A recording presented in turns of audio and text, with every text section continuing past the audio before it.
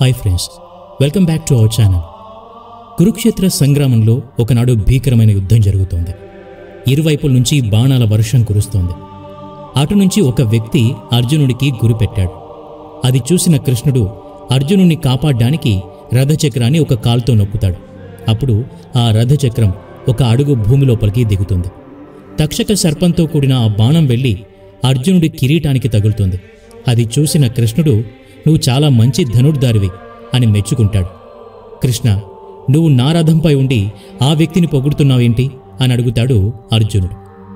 ఓ ధనంజయ, నీ రథం అగ్నిదేవుడి వరం, కాపాడుతున్నది జెండాపై కపిరాజు, నడుపుతున్నది ముల్లోకాలు నడిపించే నేను.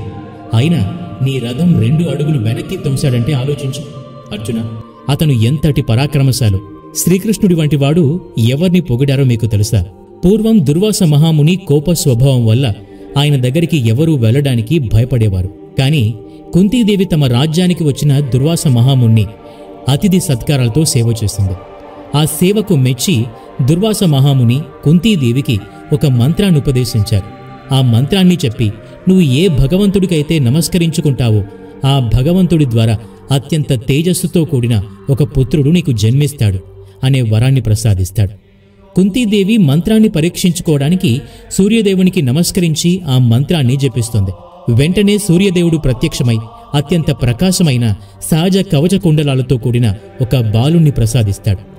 అప్పటికీ వివాహం కాని కుంతీదేవి సమాజం ఏమనుకుంటుందో అని భయపడి తన తండ్రి అప్రతిష్ఠ పాలవుతారు అన్న భయంతో పసిపిల్లవాణ్ణి ఒక బుట్టలో పెట్టి నీటిలో వదిలేస్తుంది. వెంటనే సూర్యదేవునికి నమస్కరించి, స్వామి, ఎల్లప్పుడూ కాపాడుతూ ఉండు అని చెప్తోంది. అతిరథుడు అనే ఒక రథసారథి రోజు నదీ తీరానికి వెళ్లి పిల్లల్లేరని బాధపడేవాడు. ఒకరోజు ఇలాగే బాధపడుతూ ఉండగా నదీ తీరాన ఒక బుట్టతో బాలుడు దొరుకుతాడు. కవచ కుండలాలతో కూడిన బాలుణ్ణి చూసి చాలా మురిసిపోతాడు. వెంటనే ఆ బాలుణ్ణి తీసుకుని వెళ్లి తన భార్య అయిన రాధకిచ్చి, ఇదిగో మన బాలుడు అని అంటాడు. ఆవిడ ఆ బాలుణ్ణి చూసి తెగ మురిసిపోతుంది. ఆ బాలుడికి కర్ణ అని నామకరణం చేస్తాడు. ఆ బాలుణ్ణి తన కన్న తల్లి అనేటట్టుగా అల్లారు ముద్దుగా పెంచుకోసాగింది. అందుకే కర్ణుణ్ణి రాధేయ అని కూడా పిలిచేవారు. కర్ణుడు ధనుర్విద్యను నేర్చుకోవడానికి ద్రోణాచార్య దగ్గరికి వెళ్తాడు.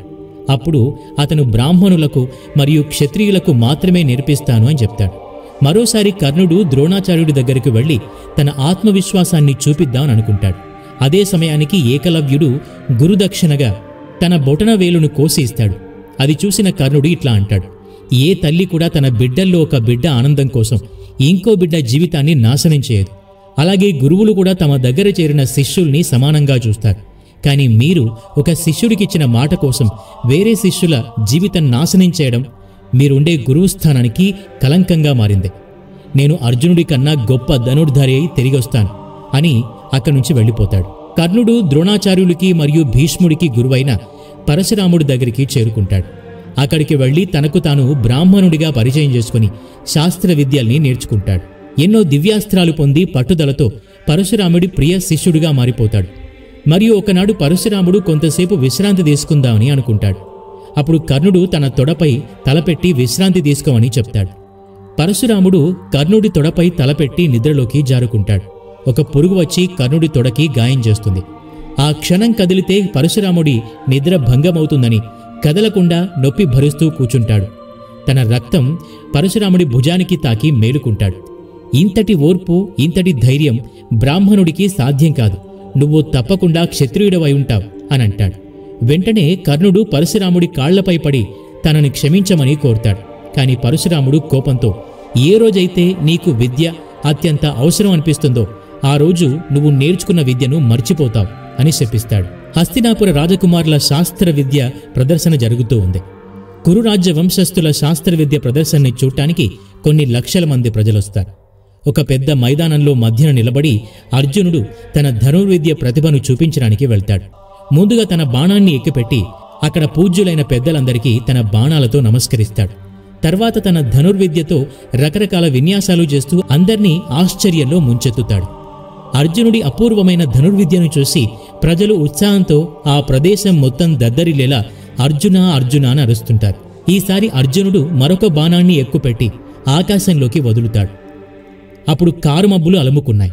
కారుమబ్బులు అలుముకోవటం వల్ల సూర్యుని కిరణాలు భూమిపై పడకుండా అడ్డుకుంటాయి. ఒకేసారి చీకటిగా మారిపోతుంది. ఇంతట్లో ఎక్కడ్నుంచో ఒక బాణం వచ్చి కారు మబ్బుల్ని గుచ్చుకుని మేఘాలన్నింటినీ చెదరగొట్టి మళ్లీ సూర్యకిరణాలు యథావిధిగా భూమిపై ప్రసరించేలా చేస్తుంది. అప్పుడు ప్రజలందరూ అర్జున అని అరవడం ఆపేసి బాణం వేసింది ఎవరా అని చూడసాగారు. అప్పుడు సాచ కుండలాలతో కవచములతో ఉన్న సూర్య తేజస్సు కలిగిన ఒక యువకుడు కనిపించాడు. అతను మరెవరో కాదు, అత్యంత దానగుణం కలిగిన శౌర్యుడు, పరశురాముడి శిష్యుడైన దానవీర శూరకర్ణుడు. పరశురాముడి దగ్గర నుంచి బయలుదేరిన కర్ణుడు హస్తినాపురం చేరుకుంటాడు. అప్పుడు కర్ణుడు, ఇలాంటి చిన్నపిల్లల గారడీలు నేను ఎన్నో చేస్తూ ఉంటాను, నీకు ధైర్యం ఉంటే నాతో తలపడు అని అర్జునుని యుద్ధానికి ఆహ్వానిస్తాడు. ద్రోణాచార్యులు లేచి నిలబడి, అసలు నువ్వు ఎవరు యుద్ధానికి ఆహ్వానించడానికి? నీ తల్లిదండ్రులెవరు? నువ్వు ముందు అది చెప్పి బరిలోకి దిగు అంటారు. నేను రథసారథి అయిన అతిరథుడి కుమారుణ్ణి అని చెప్తాడు. అయితే ద్రోణాచార్యుడు, సూతపుత్రుడు క్షత్రియపుత్రుల్ని యుద్ధానికి ఆహ్వానించడం సరైంది కాదు అని నీకు తెలీదా అని అంటాడు. ఈ మాటల్ని విన్నాక కర్ణుడు చాలా బాధపడతాడు. వెంటనే దుర్యోధనుడు లేచి నిలబడి, దేవతల పుట్టుక, నదుల పుట్టుక, ఋషుల పుట్టుక ప్రశ్నించడం సరైంది కాదు అని నీకు తెలియదా అని అంటాడు. ఉత్తమ క్షత్రియులందరూ బ్రాహ్మణులకు పుట్టలేదా అని ప్రశ్నించాడు. మరి నీవు మట్టి కుండలో మరియు పాండవులు మంత్రఫలంగా పుట్టలేదా అని అడుగుతాడు.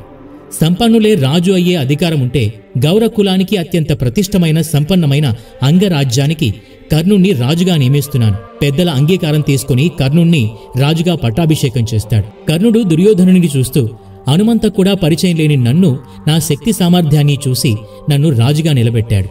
ఈ రోజు నుంచి నా శక్తి సామర్థ్యాల్ని మరియు నా జీవితాన్ని మీకు అంకితం చేస్తున్నా. మీరు చెప్పే ప్రతి ఆదేశాన్ని ఎదురు చెప్పకుండా పాటిస్తాను. మంచిలోనూ చెడులోనూ, సుఖంలోనూ దుఃఖంలోనూ మీకు తోడుగా నిలబడతాను. నా ప్రాణం పోయినంత వరకు మీ ముందు రక్షణ కవచంగా నిలబడతాను అని వాగ్దానం చేశాడు. తాను చిన్నప్పటినుంచి పడ్డ కష్టాలకి తగినంత ప్రతిఫలం ఇప్పుడు తనకు వచ్చినట్టు భావిస్తాడు. ఇచ్చిన మాట పెద్ద ఆటంకంగా మారుతుంది.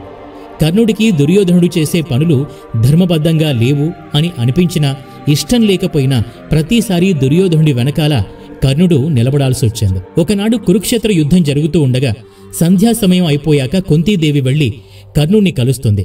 కర్ణుడు ఎవరో కాదు, తనకే జన్మించినట్టు చెప్తుంది. కాని ప్రజలకు భయపడి మరియు తన తండ్రిగారి పరువు కోసం ఆలోచించి తాను బిడ్డను తీసుకెళ్లి నదిలో వదిలేశాను అని చెప్తుంది. అప్పుడు కర్ణుడు చాలా బాధపడి, అమ్మా, ప్రజల కోసం కన్నబిడ్డను వదిలేస్తావా అని అంటాడు. అప్పుడు కుంతీదేవి తనకొక మాట ఇమ్మని కోరుతుంది. పాండవులైన తన తమ్ముళ్లకి ప్రాణభిక్ష పెట్టమని కోరుతుంది.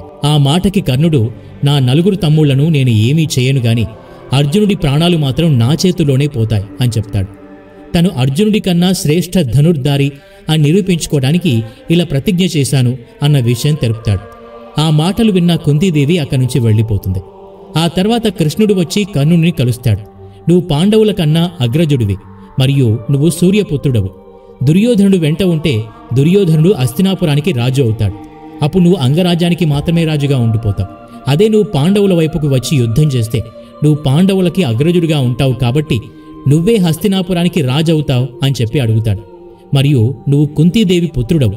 చిన్నప్పటి నుంచి పడిన అవమానాలకు సూతపుత్రుడు కాదని కుంతీపుత్రుడు అని చెప్పి హస్తినాపురానికి రాజుగా నిలుస్తావు అని అంటాడు కృష్ణుడు. ఆ మాటలు విన్న కర్ణుడు, నన్ను చిన్నప్పటి నుంచి లాలించి పాలించిన తల్లి దగ్గరికి వెళ్లి, నేను నీ బిడ్డను కాదు అని చెప్పమంటావా కృష్ణ అని అడుగుతాడు. నన్ను రాధమ్మ కొడుకుగా రాధేయ అని పిలుస్తూ ఉంటారు. నేనిప్పుడు రాధేయను కాదు కౌండేల్యడను అని చెప్పమంటావా? అప్పుడు రాధేయ అన్న మాటకు అర్థమేమి ఉంటుంది కృష్ణ? నన్నందరూ సూతపుత్రుడని నిందిస్తుంటే ఒక మిత్రుడు నన్ను అంగరాజ్యానికి రాజుగా చేశాడు. అలాంటి నా మిత్రుడికి ద్రోహం చేయమంటావా అని అడుగుతాడు. నేను వాళ్ల అగ్రజుణ్ణి అని పాండవులకు మాత్రం చెప్పొద్దు, ఎందుకంటే పాండవులు ధర్మబద్ధులు అంటాడు. ఆ రోజు రాత్రి నిద్రపోతూ ఉండగా, ఏంటి నా జీవితం, నా సొంత సోదరుల్ని చంపమంటావా? భగవంతుడా, ఏంటి నాకీ పరీక్ష అంటూ బాధపడతాడు. అప్పుడు సూర్యదేవుడు ప్రత్యక్షమై ఇలా చెప్తాడు, తన బిడ్డ అర్జునుని గెలిపించుకోవడానికి ఇంద్రుడు నీ కవచ కుండలాల్ని దానంగా అడగడానికి వస్తున్నాడు. దయచేసి నువ్వు ఆ పని మాత్రం చేయకు, ఎందుకంటే కవచ కుండలాలు ఉన్నంతవరకు నిన్ను ఏ శాస్త్రం కూడా ఏమీ చేయలేదు అని చెప్తాడు సూర్యభగవానుడు. తండ్రి, నాకు చిన్నప్పటి నుంచి ఒక బిరుదుంది, దానవీర శూరకర్ణ అని. ఇప్పుడు దానం అడగడానికి వచ్చిన వారితో లేదని చెప్పమంటావా?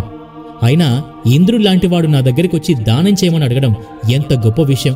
అలాంటప్పుడు నా చెయ్యి పైన ఉంటుంది, దానం తీసుకునేవాడి చెయ్యి కింద ఉంటుంది. దానం పుచ్చుకునే స్థానంలో ఇంద్రుడు ఉంటాడు, దానం ఇచ్చే స్థానంలో నేను ఉంటాను. దీనికన్నా గర్వించదగ్గ విషయం ఇంకా ఏమైనా ఉంటుందా అని అంటాడు. పొద్దున్న లేచి చూసేటప్పటికి తన ఇంటి ముందు ఒక బ్రాహ్మణుడు భిక్షం కోసం నిలబడి ఉంటాడు. ఏం కావాలి అని అడగగానే తన కవచకుండలాల్ని అడుగుతాడు. ఇది చూడగానే, ఇంద్ర, నీ కుమారుణ్ణి గెలిపించుకోవటం కోసం ఒక వృద్ధ బ్రాహ్మణుడి వేషం వేసి వస్తావా అని తన మనసులో అనుకుంటాడు. ముందుగా తనకు చెవులకున్న కుండలములు తీసివేస్తాడు. ఆ తర్వాత తన కవచాన్ని తీసి దానంగా ఇస్తాడు. అది తీసుకున్న ఇంద్రుడికి చాలా బాధ అనిపించి ఒక దివ్యాస్త్రాన్ని వరంగా ఇస్తాడు. అది ఎవరి పేరు తలుచుకుని అస్త్రం వేస్తే వాళ్ళు తప్పక మరణిస్తారు. తన కవచాన్ని తీయడం వల్ల తన రక్తస్రావం ఆగకుండా ప్రవహిస్తూ ఉంటుంది. అప్పుడు స్పృహ కోల్పోయి పడిపోతాడు. కుంతీ కుమారులైన నకుల సహదేవులు వచ్చి తన గాయానికి ఔషధం పూసి తన రక్తస్రావాన్ని తగ్గేటట్టుగా చేసి వెళ్ళిపోతారు. కర్ణుడు కోలుకొని యుద్ధానికి బయలుదేరి వెళ్లిన తర్వాత అక్కడికి ఘటోత్కచుడు వచ్చి చేరుకుంటాడు.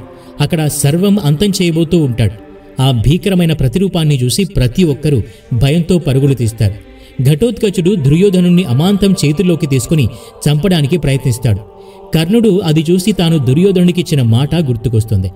ఏ విపత్తు అయినా దుర్యోధనుని తాకే ముందు నన్ను దాటి వెళ్తుంది అని. దుర్యోధనుడు తన్ను కాపాడమని కర్ణుని అడుగుతాడు. ఇంద్రుడు ఇచ్చిన అస్త్రాన్ని, అర్జునుడితో యుద్ధం కోసం ఉంచిన ఆ అస్త్రాన్ని ఘటోత్కచుడు చేస్తున్న విధ్వంసం వల్ల ఘటోత్కచుడి పేరును తలుచుకుని ఆ దివ్యాస్త్రాన్ని వదిలేస్తాడు. భీష్ముడు మరియు ద్రోణాచార్యులు ప్రాణాలు విడవగానే కర్ణుడు కౌరవులకు సేనాధిపతి అవుతాడు. ఒకరోజు అర్జునుడికి కర్ణుడికి భీకర యుద్ధం జరుగుతూ ఉండగా అస్త్రజ్ఞానం అంతా మర్చిపోతూ ఉంటాడు. పరశురాముడు తనకిచ్చిన శాపం అప్పుడే ఫలించడం మొదలవుతుంది. ఆ తర్వాత కర్ణుడి రథం భూమిలో దిగిపోతుంది. అది కూడా భూదేవి తనకిచ్చిన శాపం వల్ల. రథాన్ని చూసిన కర్ణుడు భూమిపై దిగి రథచక్రం భూమిలో నుంచి బయటకు తీయడానికి ప్రయత్నిస్తాడు. వెంటనే శ్రీకృష్ణుడు అర్జునుడితో కర్ణుడిపై బాణం వేయవని చెప్తాడు. అదేంటి కృష్ణ, తను నేలపై ఉన్నాడు కదా, బాణం వేయడం సరైంది కాదు అని అంటాడు. ఏది అధర్మం? అభిమన్యుణ్ణి చంపినప్పుడు కర్ణుడికి ధర్మం గుర్తురాలేదా అని అనగానే అర్జునుడు కర్ణుడిపై బాణం వేస్తాడు. మొదటి బాణం తన గుండెలో గుచ్చుకుంటుంది. రెండో బాణం వేసేసరికి పక్క నుంచి వెళ్ళిపోతుంది. అలా అర్జునుడు బాణాల వర్షం కురిపిస్తాడు. కాని ఒక్క బాణం కూడా కర్ణుడికి తగలదు. ఇదేంటి ఇలా జరుగుతోందని కృష్ణుణ్ణి అడగ్గా, ఇప్పుడు తనకి ధర్మదేవత అడ్డుగా నిలబడింది. తను చేసిన ధర్మాల వల్ల ధర్మదేవత తన్ని కాపాడుతోంది అని అంటాడు. ఆ సమయంలో కృష్ణుడు రథం దిగి బ్రాహ్మణుడి రూపంలో వెళ్లి దానం కోసం అడుగుతాడు. నేను బాణం గుచ్చుకుని రక్తస్రావంతో ఉన్నాను. ఇప్పుడు నేను మీకు ఏమివ్వగలను అని అంటాడు. నువ్వు ఇప్పటి వరకు చేసిన దానం వల్ల నీకొచ్చిన పుణ్యం నాకు ధారబోయమని అడుగుతాడు. వెంటనే తన పుణ్యం అంతా ఇచ్చేస్తాడు కర్ణుడు. అప్పుడు అర్జునుడు తన దగ్గరున్న అతి శక్తివంతమైన పాశుపతాస్త్రం వదులుతాడు. అట్లాగా కర్ణుడు నేలపై పడి మరణిస్తాడు. కర్ణుడికి అత్యంత మంచి పేరు తెచ్చిన గుణం ఏమిటి అంటే దానగుణం. ఎప్పుడూ తన నోటి వెంట లేదు కాదు అన్న మాటలు వచ్చేవే కావు. ఎవరు ఏమడిగినా అది మంచి చెడు అని ఏమీ ఆలోచించకుండా ముందు దానం చేసేవాడు. ఇంద్రుడు తన బిడ్డ అర్జునుణ్ణి గెలిపించుకోవటం కోసం కవచ కుండలాల్ని అడుగుతున్నాడని తెలిసి కూడా ఇచ్చేస్తాడు. అంతటి దానగుణం కలిగినవాడు కర్ణుడు. కుంతీదేవికిచ్చిన మాట కోసం ధర్మరాజుని, భీముణ్ణి, నకుల సహదేవుల్ని యుద్ధంలో ఓడిస్తాడు గాని చంపడం జరగదు. కర్ణుడు నేలపై ఆయుధం లేకుండా నిలబడేటప్పుడే అర్జునుడు అస్త్రాన్ని కర్ణుడిపై వదిలి తన ప్రాణాల్ని తీస్తాడు. అంటే కర్ణుడు ఎంతటి గొప్ప యోధుడో అర్థమవుతుంది. అందుకే కర్ణుణ్ణి దానవీర శూరకర్ణ అనే పేరుతో సత్కరిస్తారు. ఈ వీడియో నచ్చినట్లయితే లైక్ చేయండి, షేర్ చేయండి. ఇలాంటి మరిన్ని వీడియోస్ కోసం మన ఛానల్కి సబ్స్క్రైబ్ చేసుకోండి.